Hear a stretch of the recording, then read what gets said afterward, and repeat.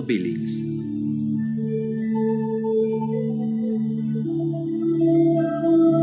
Método natural para la planificación familiar.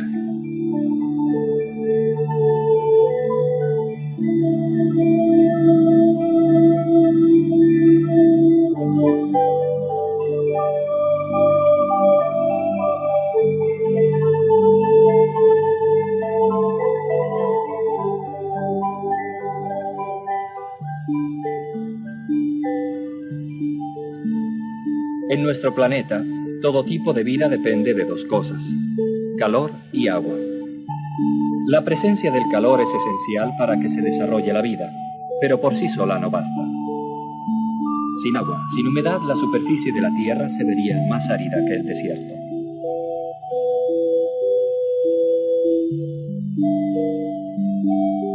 Para que una semilla germine, sabemos que necesita tierra y agua en abundancia. Sin embargo, nos llama la atención ver que a veces de una semilla no nace nada y nos preguntamos, ¿qué pasa? No es una pregunta fácil de responder. Para hacerlo tenemos que fijarnos en unos elementos misteriosos que, como si fueran los engranajes de un inmenso reloj, controlan el complejo programa de la vida, los ciclos de las estaciones, los ritmos de los seres vivientes. Estos mismos mecanismos regulan también los ritmos más importantes que afectan nuestro cuerpo, de manera especial el ciclo reproductivo de la mujer. Toda mujer lleva dentro de sí una especie de reloj interno que regula una función vital, la procreación, el dar la vida a un niño. Consideremos el cuerpo de la mujer como el terreno donde quisiéramos plantar una semilla. El terreno necesita agua y humedad para ser fértil. Algo parecido se puede afirmar del cuerpo de la mujer durante la fase fecunda de su ciclo mensual, cuando ella advierte la presencia de cierta humedad. Ella siente una sensación de mojado y nota que después de un periodo seco aparece una secreción mucosa fuera de la vagina, mientras hace sus tareas normales de la jornada. Toda mujer durante sus años fértiles puede aprender fácilmente a reconocer esta sensación y a identificar su fase fértil cuando este moco está presente en su cuerpo. Al principio, el moco parece nebuloso y pegajoso. Después, poco a poco, se vuelve más claro y elástico. Lo acompaña una sensación de humedad. Esta es la humedad de que hemos venido hablando. Pero volvamos al reloj del que hablamos originalmente. Vamos a dividir la cara del reloj y equipararla con los días del ciclo mensual. Tomamos como punto de partida el hecho más familiar y evidente, la menstruación, y la marcamos de rojo. Después de la menstruación hay ordinariamente un tiempo de sequedad o aridez. Vamos a pintarlo de marrón, como el terreno seco. Después viene la primera indicación del tiempo húmedo, bajo la forma de un tipo particular de secreción mucosa, como hemos visto. Vamos a pintar esta fase de blanco. Sigue otro periodo de sequedad. De nuevo lo pintamos de marrón. Este tiempo de sequedad dura hasta el inicio de la siguiente menstruación. Lo pintamos de rojo y el ciclo comienza de nuevo. Un vistazo es suficiente para darse cuenta en qué parte del ciclo la semilla puede germinar y dar fruto. Obviamente no aquí, ni aquí cuando el terreno está seco y árido como el desierto. Es más probable que germine aquí, cuando la humedad está presente, cuando hay secreción mucosa en el cuerpo de la mujer. Pero el reloj no es idéntico para todas las mujeres, ni siquiera en una misma mujer, pues puede cambiar con el pasar de los años. Por eso vamos a tratar de observar atentamente este mecanismo vital. Vamos a abrir y a examinar los mecanismos de este reloj. Vamos a dividir esta tira en una serie de casillas, una por cada día del mes. Las 30 casillas corresponden a un ciclo de 30 días. Utilizamos este ciclo estándar como base para entender los ciclos más breves o más prolongados. Comenzamos marcando los días de la menstruación. 1, 2, 3, quizá 4, 5. Ahora comienza el tiempo seco. Señalamos estos días en nuestra gráfica. A continuación tenemos el inicio del tiempo húmedo, cuando la semilla puede germinar, cuando la mujer es potencialmente fértil. El primer día, el flujo mucoso es pegajoso, denso, poco elástico, de un color ligeramente cremoso.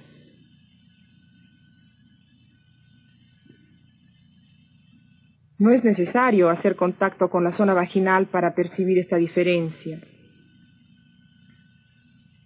Las imágenes son solo un ejemplo de las apariencias que tiene el flujo mucoso. Con el paso de los días se hace más claro, elástico y transparente.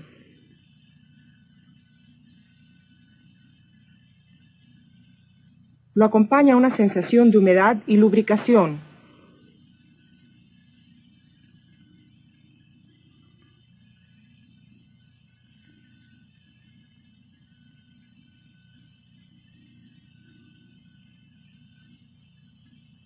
Después se da un cambio y el moco se vuelve opaco, pegajoso y la sensación de humedad y lubricación desaparece completamente.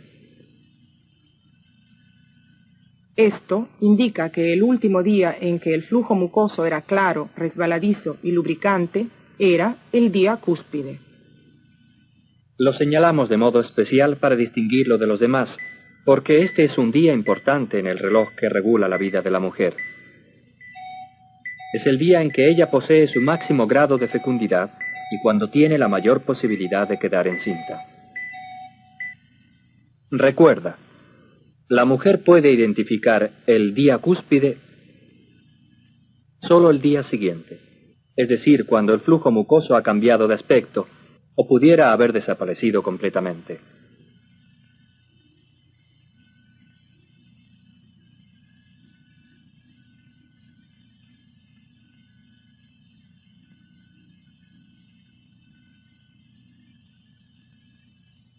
Al día cúspide le añadimos los 3 días siguientes para indicar que estos también son días fecundos, aunque gradualmente menos, como veremos después. El cuarto día después del día cúspide marca el inicio del tiempo infecundo. Durante este tiempo, dado que no hay humedad, la mujer no puede concebir. Sigamos en la gráfica los días restantes del ciclo hasta que comienza otro nuevo.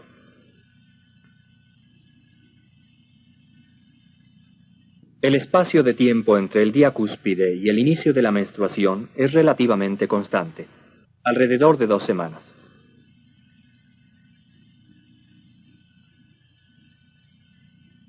Lo que hace que un ciclo sea más largo o más corto es solo el número de días entre la menstruación y la llegada del día cúspide. Este periodo de tiempo, estos días secos antes que el flujo mucoso comience, puede no presentarse, o puede durar más de lo ordinario, incluso semanas. Una mujer nunca sabe por anticipado la duración de su ciclo. Sin embargo, para llegar a conocer el reloj de su fecundidad, no hacen falta cálculos especiales. Basta observarse cada día a sí misma para ver si el flujo mucoso ha hecho su aparición y ver qué características tiene. Independientemente de la regularidad o falta de regularidad de su ciclo, o de especiales situaciones, como el periodo de la lactancia o premenopausa, la presencia y comportamiento del flujo mucoso le informan sobre el estado de su fecundidad. Es así de sencillo.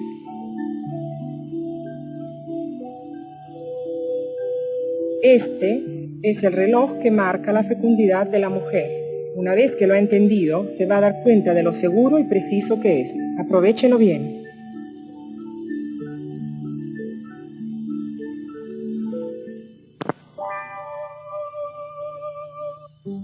He aquí 2 hogares. En ellos viven felizmente 2 matrimonios jóvenes. Esta es la primera pareja. Se aman mucho y sus relaciones conyugales son buenas. Como resultado tienen un niño, fabuloso. Y llega otro niño, después otro, después el cuarto y el quinto. El objetivo de las relaciones matrimoniales no es solo la procreación. Con ellas se expresa y aumenta el amor entre marido y mujer. Pero si los hijos nacen muy cerca, uno detrás de otro, esto puede afectar la salud de la madre y la de los niños. Además, si la familia es pobre, los nacimientos numerosos pueden constituir una carga económica, y quizá la madre no pueda dedicar tiempo suficiente a cada uno de los hijos. Por esto es importante para la familia espaciar los nacimientos. ¿Y la otra pareja? Ellos también se aman y se expresan físicamente su amor, pero aunque los quisieran, todavía no tienen hijos. ¿Por qué? Las respuestas a esta pregunta podrían ser muchas, sencillamente porque las causas pueden ser muchas. Quizá tienen relaciones solo en los días secos, sin flujo mucoso. Estos otros. Pero, ¿por qué la presencia del flujo mucoso es tan importante para controlar la fecundidad? ¿Qué hay detrás de este signo? Para responder a esta cuestión, vamos a ver cómo funciona el sistema reproductivo de la mujer.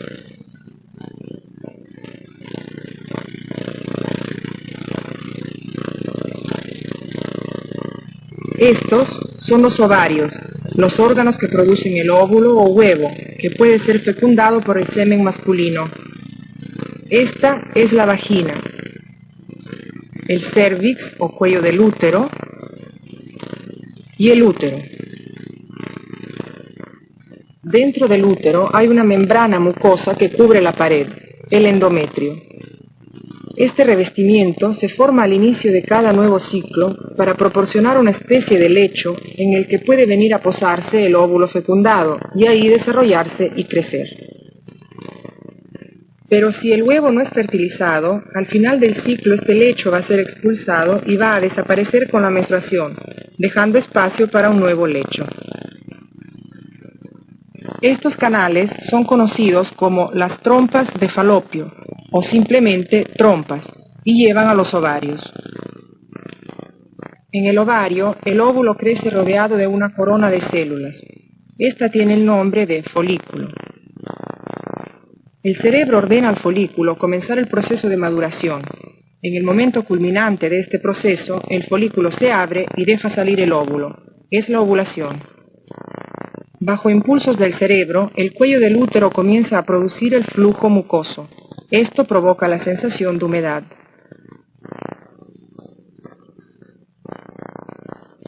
Si el folículo ha acelerado el proceso, la señal para la producción del flujo mucoso ya ha sido enviada al cuello del útero.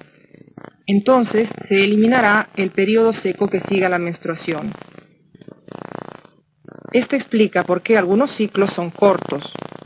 Si por el contrario el folículo retarda el inicio del proceso de maduración, entonces la señal será enviada más tarde y el resultado será un ciclo de mayor duración. Volvamos a la gráfica del ciclo regular y señalemos las casillas blancas del flujo mucoso hasta llegar al día cúspide. Cuando el flujo mucoso es tan fluido como este, o la mujer siente sensación lubricante, incluso después que el flujo elástico ha desaparecido, es señal de que el folículo está a punto de dejar salir el óvulo del ovario. De hecho, en torno a este tiempo, el huevo es liberado y entra en la trompa de Falopio. Ahora el óvulo va en vía directa hacia el útero. En su viaje por la trompa puede encontrarse con los espermatozoides, si es que las relaciones sexuales entre marido y mujer han tenido lugar. El tiempo durante el cual el óvulo puede ser fecundado es muy corto. Si durante este tiempo no encuentra los espermatozoides, se desintegrará en pocas horas. Después del día cúspide, el flujo mucoso se hace rápidamente más denso, como dijimos, pero ahora sabemos que al suceder esto forma una especie de tapón a la entrada del útero, cerrándolo completamente. Esto sucede siempre, independientemente de que el huevo haya sido fecundado o no. En el caso de fecundación, el tapón sirve como defensa contra gérmenes.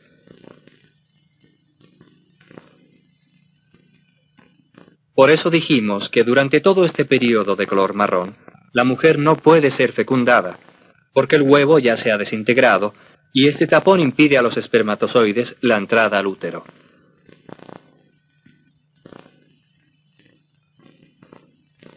Así llegamos al final del ciclo con la aparición de una nueva menstruación y el desplazamiento del tapón. La pared interior del útero, que se había formado para recibir el óvulo fecundado, se desprende y es transportada por el flujo de sangre. Por eso es más correcto considerar la menstruación como el fin del ciclo, y tan pronto como comienza la menstruación, el inicio de un nuevo ciclo. La naturaleza prepara un nuevo lecho dentro del útero. Y la aparición del primer día de flujo mucoso es la señal de que en el ovario el folículo está madurando el óvulo. Sabemos que cuando llega el día cúspide, el óvulo está a punto de ser liberado y que entrará en la trompa. Es ahora cuando el huevo puede ser alcanzado y penetrado por los espermatozoides, los cuales han ido subiendo desde la vagina. El semen masculino está compuesto de millones de espermatozoides. El flujo mucoso elástico los filtra y solo deja pasar por el cuello del útero los sanos, como si fueran nadando fácilmente. El flujo mucoso ayuda al espermatozoide para que, en el momento de su encuentro con el óvulo, esté lleno de energía y vitalidad. Además, el flujo mucoso conserva vivos y sanos por 2 o 3 días, a veces por un poco más, aquellos espermatozoides que han entrado en las criptas cervicales, como veremos. Vamos a seguir ahora a los que han llegado al útero y suben hacia las trompas. Ellos no saben si el huevo se encuentra a derecha o a izquierda, por tanto los espermatozoides toman ambas direcciones. Este es el momento del encuentro entre el espermatozoide y el óvulo. De los millones de espermatozoides que entran en la vagina, solo unos centenares pasan a través del flujo mucoso. Y solo uno penetra el óvulo y lo fecunda. Y así una nueva vida comienza. Los caracteres hereditarios de los padres se mezclan y pasarán al niño. Desde este momento ya está establecida la constitución genética propia de cada individuo.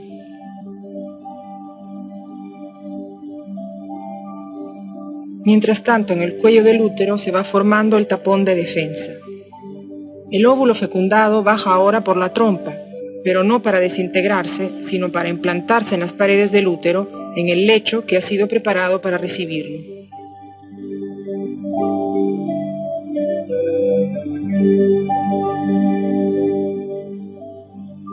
Al inicio de los dolores del parto, el tapón se desprende. Ya ha realizado su cometido. Y entonces,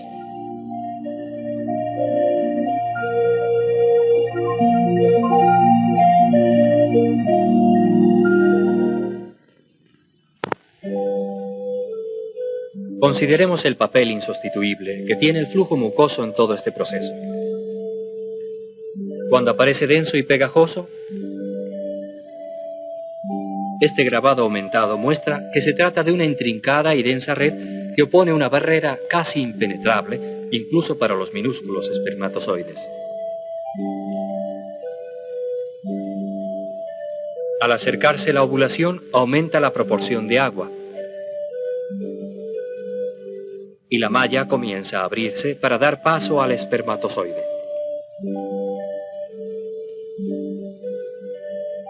Cuando se acerca el día cúspide,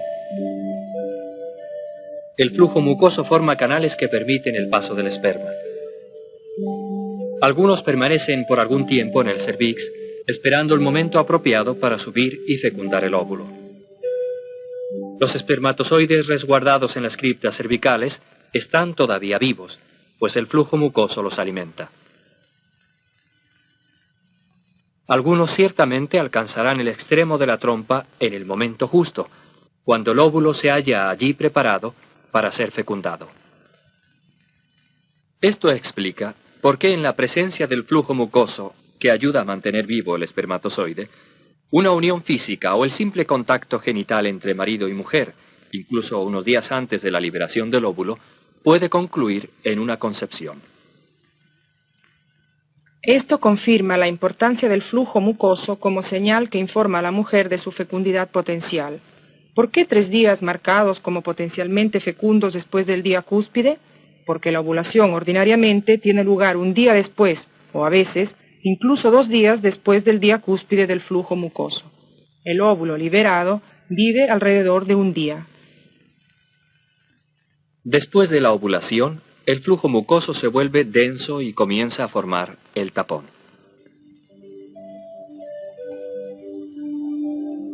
Mientras esta barrera no llegue a ser impenetrable, algunos espermatozoides pueden subir por la trompa y alcanzar el óvulo cuando todavía puede ser fecundado.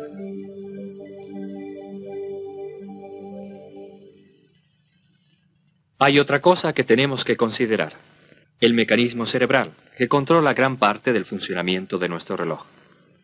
Se trata de la hipófisis, una glándula que manda desde el cerebro la señal para iniciar la maduración del folículo. Esto pone en movimiento todo el proceso de la ovulación. Es este el proceso que da la señal para que se produzca el flujo mucoso cervical.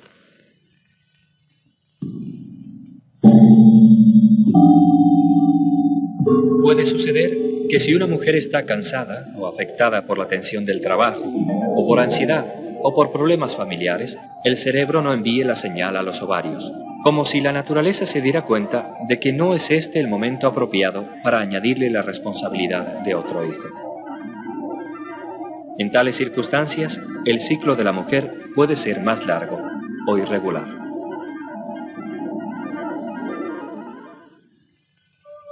Durante la lactancia, el cerebro puede suspender temporalmente las actividades de los ovarios para que la mujer pueda producir el alimento para el niño.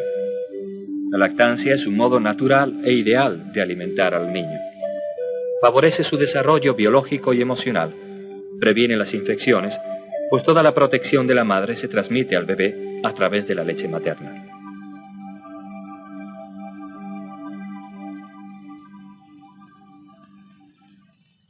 En el caso de ciclos más prolongados y especialmente durante la lactancia, la mujer debería aprender a reconocer su propio patrón básico de infecundidad, que denota la inactividad de los ovarios. Será una sensación de constante sequedad o un tipo de secreción que no varía con los días, por lo menos durante 2 semanas. Este tipo de secreción es completamente distinto del producido por la mujer cuando se aproxima a la ovulación y, por tanto, lo señalamos en la gráfica con un color diferente, amarillo. Pero, ¿cuándo va a volver a presentarse el flujo ovulatorio para decirnos que el reloj se ha puesto de nuevo en movimiento? La naturaleza prefiere proceder gradualmente con una serie de pequeños arranques y comienzos, apareciendo ocasionalmente el flujo mucoso y con cambios de sensación que se observan fuera de la vagina. Y generalmente, solo cuando el niño ya no obtiene su alimento exclusivamente de los pechos de la madre, la glándula cerebral acciona de nuevo el mecanismo que envía la señal a los ovarios para que reanuden la maduración de los folículos y liberen el óvulo. Ahora ya comprendes mejor la fecundidad de la mujer. Ahora ya sabes cómo introducir la vida en el mundo o cómo posponerla, por un ciclo o por un año. Podríamos resumir así esta libertad de elección. Si quieres tener un hijo, sabes que el momento más favorable para la concepción es cuando el flujo mucoso es claro y elástico como la clara de un huevo crudo y está presente la sensación de humedad y lubricación. Si, por el contrario, necesitas distanciar los nacimientos y no quieres quedar encinta, debes seguir las siguientes reglas. Evita las relaciones matrimoniales en los días de la hemorragia menstrual, pues el cerebro puede enviar anticipadamente su mensaje a los ovarios y el flujo mucoso puede quedar oculto por la sangre, y por ello a la mujer le resulta muy difícil discernir si su periodo de fecundidad ha comenzado. Durante este tiempo seco, ten relaciones solo por la noche, y solo después de asegurarte cuidadosamente de que el flujo y la sensación de mojado no han aparecido. Dado que el fluido seminal puede velar la aparición del flujo mucoso, para no confundirte, evita tener relaciones en noches consecutivas. Ten relaciones una noche sí y otra no. Evita tener las relaciones durante el período del flujo mucoso y durante los 3 días que siguen al día cúspide. Luego, es posible tener relaciones durante todo este tiempo, de día o de noche, sin ninguna posibilidad de quedar embarazada. Pero, ¿qué debería hacer la pareja cuando la mujer tiene ciclos largos o está dando pecho? Durante este tiempo, que puede durar semanas o incluso meses, la mujer sabe que no es fecunda, ya sea por la sensación de sequedad, ya sea por la presencia persistente de una secreción vaginal invariable, distinta del flujo mucoso claro y elástico. En estas circunstancias, la regla para posponer los embarazos es tener relaciones solo por las noches y nunca en noches consecutivas. Esto con el fin de reconocer más fácilmente el inicio del período fecundo. Evita siempre las relaciones en las breves apariciones del flujo mucoso. Y cada vez que el flujo mucoso aparezca, acuérdate de añadir 3 días de abstinencia. Si después reconoces el desarrollo típico del flujo mucoso hasta llegar el día cúspide, puedes estar segura de haber vuelto a entrar dentro de tu ciclo normal de fertilidad. Nuestro amigo, el reloj.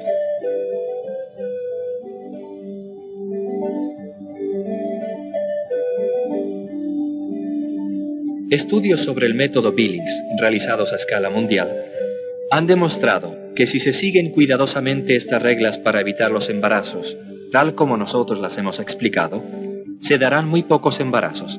Pero si las reglas no son respetadas y las parejas tienen relaciones matrimoniales o contactos genitales íntimos en los días fecundos, se darán muchos embarazos.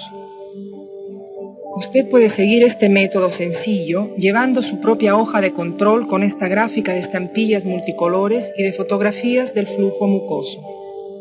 Las estampillas se refieren a diversos tipos de moco y han de pegarse correspondientemente en la hoja de control. También se pueden obtener pósters instructivos que ilustran las posibles circunstancias de la vida reproductiva de la mujer: ciclo regular, ciclo corto o ciclo largo, el periodo de lactancia, después de dejar de tomar la píldora o después de la extracción de la espiral, durante las enfermedades o tratamientos médicos o durante la premenopausa.